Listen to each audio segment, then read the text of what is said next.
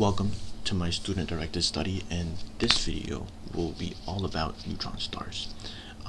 This will really only be the surface level of it. I mean, there's just so much information about neutron stars, I can't fit it all in such a short video. So this is going to be like neutron stars 101. And this is kind of just the introduction to them, kind of what they are really. The main focus of this video is really how they form and some facts about them. So neutron stars, this is a neutron star, let's say.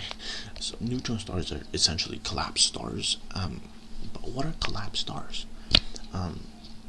So that's where we need to bring it back and actually take a look at how stars work and how they collapse, because we're going to need that information to understand neutron stars. And actually it's actually quite a nice transition from how stars work. It dies, it becomes a neutron star. But first, let's see how it works. So let's take our sun. That's an example of a star. So let me quickly explain how our sun works. So the mass of our sun is so much greater than ours, and its gravity is so much greater than ours, but it's also the same thing that's keeping it alive, at least part of it. So you see in the beginning, stars form from gravity pulling in particles to come together from gas clouds and other materials. And as it all condenses, the core gets hotter and denser. Imagine billions and even trillions of plasma mass kind of being pulled inwards and being squeezed towards its core by gravity. The gravitational force is so great because of its great mass. And that's how we get nuclear fusion. Our sun and stars being mostly out of hydrogen, it's so dense that the hydrogen nuclei are, being squeezed together to fuse to make helium. Protons want to repel each other. They're both positive. They want to repel each other. So you're going to need a great force to actually get them to fuse. But the pressure is so great and the heat is so great that they don't really have a choice. Under that amount of heat and pressure, they're going at such high speed because of the heat and against the pressure. They don't really have a choice. They collide. But this video isn't about thermonuclear fusion, so I won't get into the nitty-gritty of how that whole thing works. So what happens is that they collide, hydrogen fuses into helium, but during this process, it loses some mass. But as we know from our good friend Einstein, E equals mc squared. So that it loses some mass in that process. That little bit of mass is released from the fusion of hydrogen to helium, is converted into a lot of energy. And among other things, that energy is released outwards as pressure, and that actually combats gravity itself so that the star doesn't collapse under its own weight. But like all things, it comes to an end. Actually, before that, I meant to mention there's a finite balance of that. The gravity causes, because of that immense, force that gravity is causing, that fusion happens and that releases energy. So there's that balance. But like I said, all things come to an end. So stars are constantly burning through their hydrogen supply. That's their fuel to live. So what happens when all the hydrogen is exhausted? Well, since there's no more hydrogen, there is not enough energy being released and pressure, right? I'm not releasing enough energy to keep the roof or the gravity from collapsing on me. So it's going to keep collapsing, and it's going to keep getting denser and denser, and so the heavier elements will actually now start to fuse themselves. So now we have helium, hydrogen into helium, and now helium, because if it starts collapsing, helium is going to start fusing now. And so it's going to fuse into heavier elements like carbon, neon, oxygen, and so on and so forth, right? Heavier elements will fuse to make even more heavier elements. So the star actually expands kind of like this, like a red supergiant.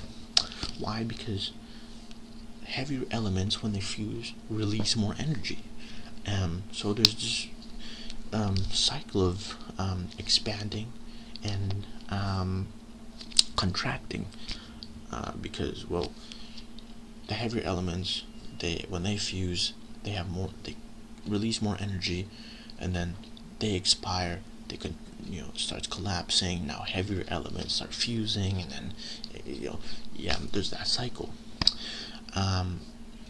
Our sun will stop at carbon, so it's going to turn to a red supergiant. It's going to produce carbon, helium. It's going to exhaust all its hydrogen,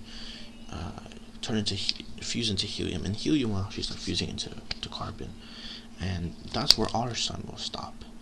Our sun, its outer layers, red supergiant, it's gonna scatter out into the universe, into a cloud of dust, and expand. Actually form nebulas, and we're left with a white dwarf. But stars that are 1.5, specifically 1.5 to 3 times the mass of our sun, will keep going. So the carbon will keep going into neon, oxygen, so on and so forth, until they reach iron. If you didn't know, iron fusion does not create energy, and this is where it stops that chain reaction. It stops that cycle, because iron is left, and iron fusion actually takes energy. It doesn't release energy, so all you have iron is left. So there's no more releasing of energy. There's no more combating gravity. So this is where gravity wins the war, and the star cannot support itself and will undergo a collapse.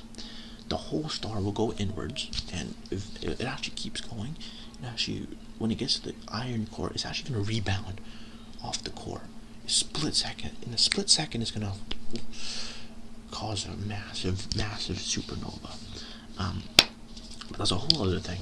But after the explosion, gravity's not done. No, that iron core, which is like, a size of the Earth, even bigger, that's gonna keep collapsing. It's gonna keep going. It's gonna keep getting smaller, denser and denser and denser and denser because of gravity. And it's actually gonna almost cease to exist. Why? Because the pressure is now so unimaginably, strong, to the point where electrons and protons are being squeezed together to form neutrons. A star 1.5 to 3 times of our sun will turn into a neutron star. Anything larger than that, the collapse will actually continue to the point where gravity overcomes even light. That's how you get black holes. But we're talking about neutron stars, so let's get into some characteristics of a neutron. That's how a neutron star is formed. And so let's get into its characteristics. The average diameter of a neutron star is around 20 to 25 kilometers. That's a city. But its mass, it's typically double our sun's mass. So let's say I'm able to take a spoon, and this is tiny spoon, I'm able to carve out a piece of a neutron star. The mass that I have on the spoon is greater than the mass of all of Mount Everest. Also, all of Mount Everest and a little more, just in this little spoon. It doesn't even have to fill the spoon, really. And one other really cool thing about neutron stars is their gravitational effects. I mean, if you think about it, that large mass squeezed into such a small volume, it's gonna create a lot of gravity. The force of gravity is extremely strong. If you were to stand on the surface of a neutron star, the gravity you will feel is 200 billion times greater than the gravity you would feel than just standing on the surface of Earth. And because of this, the immense gravitational field results in a phenomenon called gravitational lensing, where it bends light itself around the neutron star. We can see light from behind a neutron star. Light from stars behind a neutron star, we can see it in front of it. Because as we've learned, objects curve space-time, but these high-mass objects, super high-mass objects, cause such a distorted space. I mean, everything distorts space, but not at this level. Super high mass distort space and time, that we can considerably see the effects it has on light. Light travels in a straight direction. but it has no choice but to follow the distorted path around a neutron star.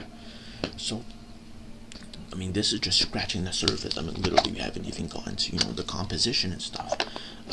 It's actually like a planet.